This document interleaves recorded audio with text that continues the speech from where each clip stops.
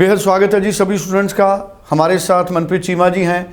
एक बेहद important video, जुलाई intake में कौन से ऐसे कोर्सेज हैं जो अभी से डिमांड में हैं और स्टूडेंट्स अपने प्रोफाइल के हिसाब से इनमें से कोई भी कोर्स सेलेक्ट करें।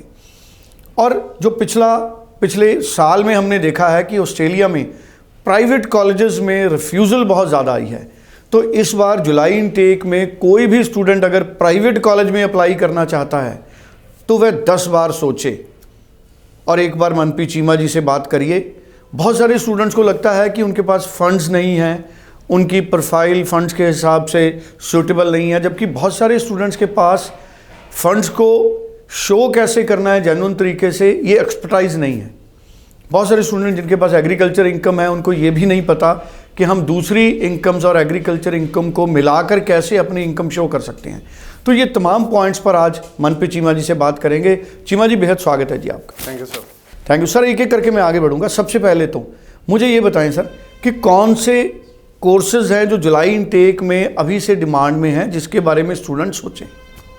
जी सर, वैसे तो सर ऑलमोस्ट हर प्रोफाइल का स्टूडेंट ही जुलाई इनटेक में अप्लाई करता है और हर तरह के कोर्स में बच्चे जाते हैं। बट यस, जो कोर्सेज हमेशा ही हॉट सेलिंग रहे हैं वो इंजीनियरिंग के कोर्सेज हो गए, नर्सिंग होगी, या मेडिकल के कोर्सेज हैं, बायोमेडिकल साइंस हो गया, हेल्थ साइंसेज हो गया।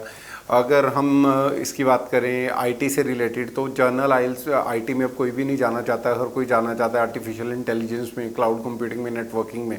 तो ये जितने भी कोर्सेज हैं जो हम बैचलर्स की बात कर रहे हैं, ये हमेशा ही डिमांड में थे और जुलाई में भी डिमांड में रहेंगे। सेम लाइक अगर कोई बच्चा मास्टर्स में अप्लाई कर रहा है तो अब मास्टर्स में चीज़ें बहुत बदल गई हैं। पहले हर बच्चा प्रोफेशनल अकाउंटिंग में अप्लाई करता था अगर कोई बीकॉम पास आउट है, कॉमर्स पास आउट है। अब बच्चे फाइनेंशियल प्लानिंग में जा रहे हैं, बैंकिंग में जा रहे हैं। तो ये जो कोर्सेज हैं, मतलब धीरे धीरे ट्रेंड चेंज होता जा रहा है। बच्चे भी अवेयर होते जा रहे हैं कि यूनिक कोर्स में अप्लाई करेंगे तो आगे जॉब ईजिली मिल जाएगी, वीज़ा ईजिली मिल जाएगा। मास्टर्स में मास्टर ऑफ टीचिंग बहुत अच्छा कोर्स है एंड इट्स ऑल्सो लाइक कि बहुत ट्रेंड में आ गया अभी ये कोर्स, क्योंकि ये रजिस्ट्रेशन को लीड करता है, सेम लाइक नर्सिंग, और जॉब इजीली मिल जाती है, पीआर के चांसेस थोड़े से ब्राइट हो जाते हैं। सोशल वर्क हमेशा से डिमांड में था और अभी भी वो डिमांड में है।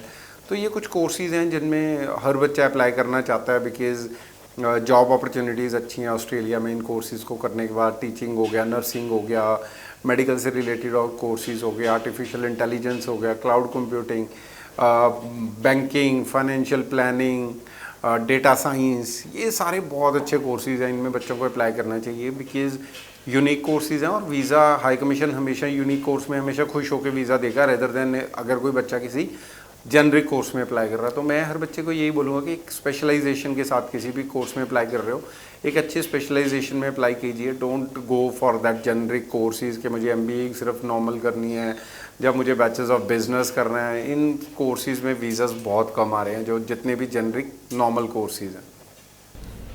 बिल्कुल ठीक है। और एक बार मुझे ये भी आप बता दें, पिछले साल प्राइवेट कॉलेजेस में बहुत रिफ्यूज़ल हुए स्टूडेंट्स के, तो आप क्यों रिकमेंड करते हैं कि प्राइवेट कॉलेज से स्टूडेंट्स बचें? क्या ये कारण माना जाए कि अच्छे प्रोफाइल बहुत सारे एजेंट्स जिनके पास डायरेक्ट अच्छी यूनिवर्सिटीज़ नहीं हैं, सरकारी यूनिवर्सिटीज़ नहीं हैं, वो स्टूडेंट्स को प्राइवेट कॉलेज की तरफ रश कर देते हैं, लेकिन स्टूडेंट का नुकसान हो जाता है?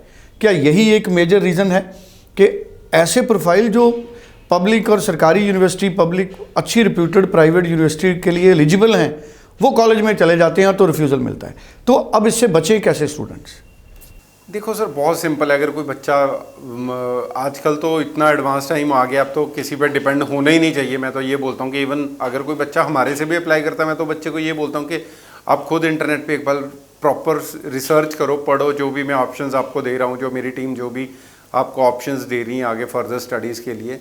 तो आप डिपेंड मत रहो कि मेरा एजेंट या मेरा जिससे मैं अप्लाई कर रहा हूँ कंसल्टेंट वो ही मुझे बताएगा, उसको ही नॉलेज है। समटाइम इट हैपन कि वो गलत कोर्स भी बच्चों को गाइड कर देते हैं, क्योंकि विदाउट नॉलेज आप देखो बिना किसी एक्सपीरियंस से भी लोग कंसल्टेंसीज चला रहे हैं, तो उनमें इतनी अवेयरनेस खुद ही नहीं है।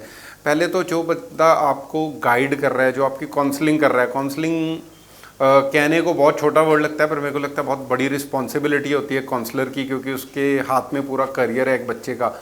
तो जो भी काउंसलिंग कर रहा है आप देखिए उसका कितना एक्सपीरियंस है और वो आपको कौन से कोर्सेज गाइड कर रहा है, उसके बाद अपनी खुद की रिसर्च भी कीजिए।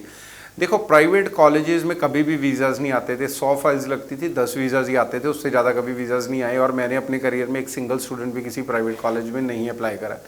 यूनिवर्सिटीज़ की रैंकिंग बहुत होती हैं, वर्ल्ड रैंकिंग जिसको हम बोलते हैं। अगर कोई university, Australian university world ranking में टॉप 50 में आ रही है, तो आप सोचो कि उसका रेपुटेशन कितना हाई होगा। अगर बच्चा वहाँ से अपनी बैचलर्स कंप्लीट करके चाहे वो इंडिया वापस आता है, जहाँ वो किसी और कंट्री में भी जाता है, तो एटलीस्ट उसको जॉब तो मिल जाएगी, उसके पास एक रेप्यूटेड डिग्री तो है इन हैंड। और जो कंपनी आपको रिक्रूट कर रही है, जॉब दे रही है, उसको भी पता होता है यूनिवर्सिटीज़ का, उस चीज़ का भी हमेशा इंप्रेशन पड़ता है जो आपको सिलेक्ट कर रहा है कि बच्चा पढ़ा कहाँ से है। तो प्राइवेट कॉलेजेस का कोई ना तो रेपुटेशन है, हाई कमीशन की नज़र में अगर रेपुटेशन होता तो हाई कमीशन उनको भी सारे वीज़ाज़ देता, और ना उनके डिग्रीज़ की कोई वैल्यू है। छोटे छोटे कैंपसेस हैं, जो यूनिवर्सिटीज़ हैं उनके बहुत बड़े कैंपसेस हैं, मल्टीकल्चरल स्टूडेंट्स वहाँ पे, हर कंट्री का स्टूडेंट वहाँ पे पढ़ता है, आपको एक्सपोजर मिलता है, नॉलेज मिलती है, आपको ऑन कैंपस जॉब्स मिलने के चांसेस बढ़ जाते हैं। ऑन कैंपस इतनी एक्टिविटीज़ होती हैं जिनसे आपका कॉन्फिडेंस बढ़ जाता है। स्टूडेंट सपोर्ट सेंटर्स होते हैं यूनिवर्सिटीज़ में, जो कि मुझे लगता है किसी प्राइवेट कॉलेज में नहीं होते। तो प्राइवेट में अप्लाई मैं तो ये बोलूँगा कि करना ही नहीं चाहिए, चाहे वो लास्ट ऑप्शन भी हो आपके लिए। बिकॉज अगर प्राइवेट कॉलेज से रिफ्यूज़ल है, अगर आपकी रिफ्यूज़ल लग गई तो आप ऑस्ट्रेलिया में टूरिस्ट वीज़ा भी नहीं ले पाओगे, स्टूडेंट तो बहुत दूर की बात है।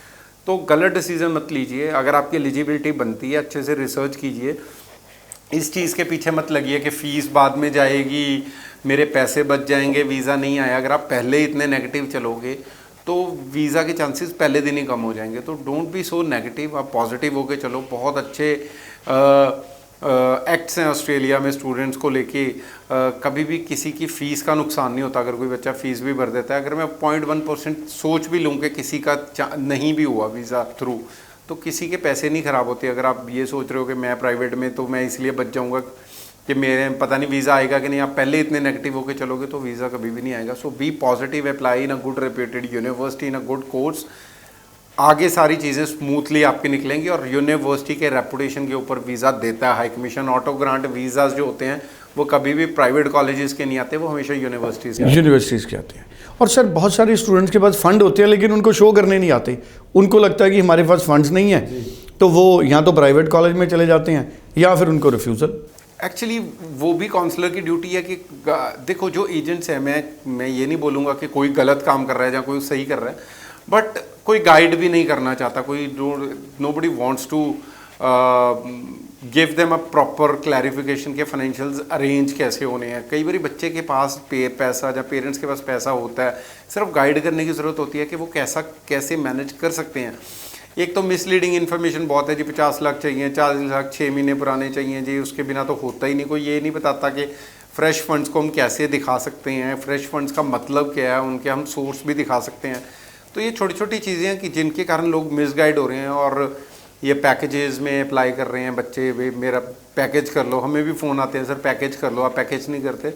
तो चीज़ें मेरे को लगता है कि ग्राउंड लेवल पे जो पहले ख़राब हो चुकी हैं उनको ठीक करना बहुत ज़रूरी है। और बच्चों को खुद रिसर्च करना चाहिए। हर यूनिवर्सिटी की वेबसाइट पे उनकी कॉन्टैक्ट डिटेल्स होती है। अगर आपको कंसल्टेंट पे ट्रस्ट नहीं है, आप सीधा यूनिवर्सिटी में कॉल कीजिए, मेरी ये प्रोफाइल है, क्या मुझे एडमिशन मिलेगी।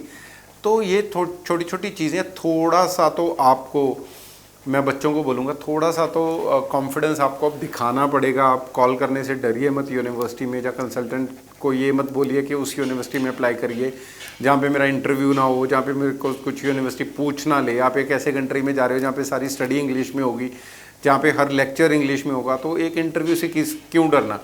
तो एक इंटरव्यू के कारण सिर्फ कई बार बच्चा बोल देता है सर नहीं इस यूनिवर्सिटी में रहने दो, ये तो इंटरव्यू लेते हैं, आप कॉलेज में अप्लाई कर दो। तो डोंट डू दिस। आप अपने करियर के साथ मत खेलिए। एक बार ऑस्ट्रेलिया की रिफ्यूज़ल लग जाए, दोबारा ऑस्ट्रेलिया का वीज़ा नहीं मिलता है। सो बी कॉन्फिडेंट। और बहुत टफ इंटरव्यूज़ ना हाई कमीशन लेता है ना यूनिवर्सिटीज़ लेती हैं। अगर वो सबको फेल ही करते जाएंगे तो पढ़ेगा कौन यूनिवर्सिटीज़ में। तो don't be afraid of these interviews. बहुत इजी, जनरल आपके बारे में पूछा जाता है, कोर्स के बारे में पूछा जाता है और बहुत ईजिली क्रैक हो जाती हैं। हम आपको पूरी प्रिपरेशन करवाएंगे। So apply in a good university और say no to this private college. जी चलिए, thank you so much. So बड़ी इंपॉर्टेंट इन्फॉर्मेशन मनप्रीत चीमा जी ने हमारे साथ शेयर की है। स्क्रीन पे नंबर है, मनप्रीत चीमा जी से एक बार बात ज़रूर करिए। पर्सनली चीमा जी से मिलिए, चंडीगढ़ में जाके या व्हाट्सएप करिए। Thank you so much Cheema ji. Thank you sir.